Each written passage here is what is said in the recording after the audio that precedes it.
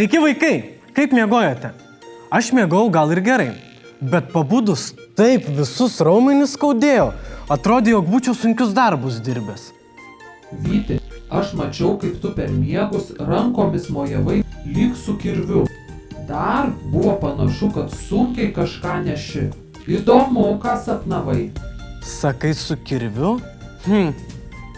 Gal ir pamenu kažką? Taip, juk sapnavau, kad patekau į senovę ir turėjau labai sunkius darbus dirbti. Pasižiūrim, ką sapnavau.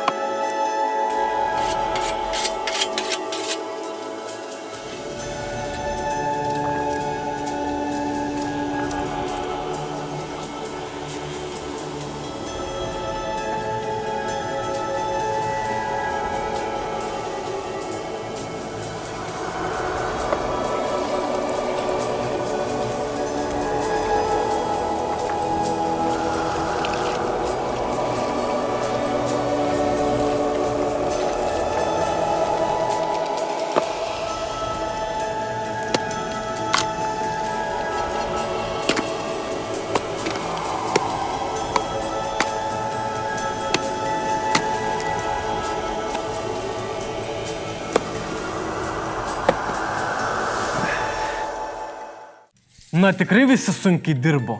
Negi žmonės anksčiau taip ir gyveno. Taip, Vyti, toks buvo gyvenimas. Viską reikėjo pačiam pasidaryti. Beje, pas tave mačiau labai seną daiktą. Ar žinai, kas tai ir ką su juo daryti? Lyg ir panašu į lygintuvą. Bet kur jį įjungti? Jo neįjungsi. Reikia į vidų įdėti karštų anglių. Jos įkaitina metalą ir tada atsargiai galima lyginti. Na, anglių tai aš neturiu. Bet ir šiaip keista, kaip jie anksčiau nesudegindavo namų su šiuo daiktu. Kas čia dabar?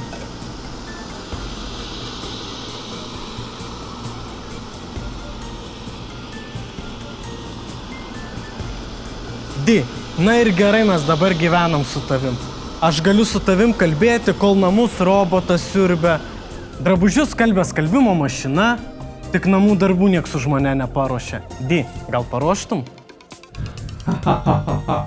Vyti, eik mokytis.